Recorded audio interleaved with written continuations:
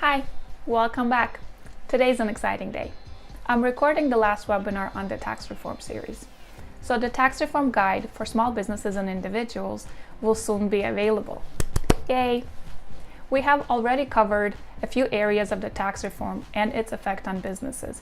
I will put a link to those webinars and articles below for more detailed information on the new 20% qualified business income deduction, changes to bonus and Section 179 depreciation, and the changes to like-kind exchanges. Today, we will be finishing up our discussion on the tax reform effects on small businesses. So without further ado, let's get right to it. One of the first changes is the replacement of graduated corporate tax rates, ranging from 15 to 35%, with a flat corporate rate of 21%. Under the previous law, corporate tax rates, just like those of individuals and pass-through entities, were based on the total incomes of the corporation and calculated at an increasing scale. Like already mentioned, that was repealed and replaced with a flat 21% corporate rate. Another change is the repeal of the 20% corporate AMT. And in addition to that, previous AMT credit is now refundable and can offset regular tax liability.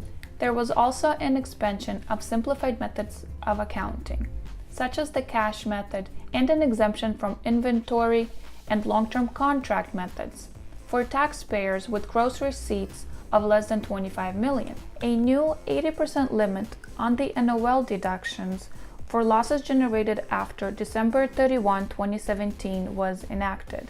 Under the previous law, NOL losses could be used to amend the previous 2 years of tax returns or carried forward for 20 years. The new law eliminates the ability to amend 2 years back, but does no longer have the limit of 20 years. So the NOLs can be carried forward indefinitely and used in the year income is reported, up to 80% of that year's income. Rules for existing NOLs remain the same.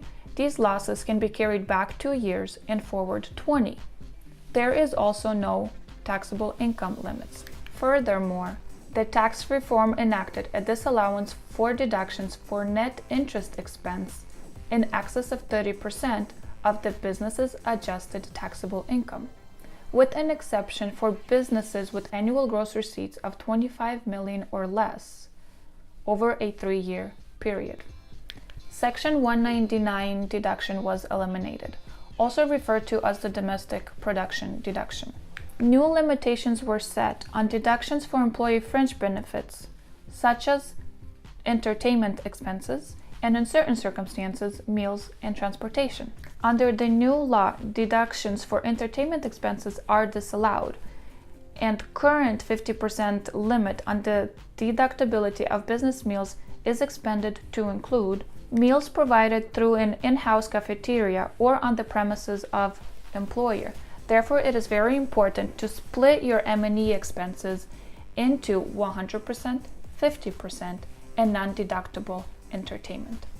And lastly, a new tax credit was created for employer-paid family and medical leave.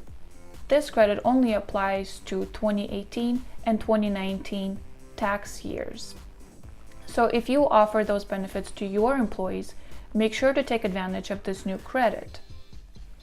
Well, that is all the changes from the tax reform. If you have any questions, comments, or concerns, leave a comment below. Let's discuss them. Until next time.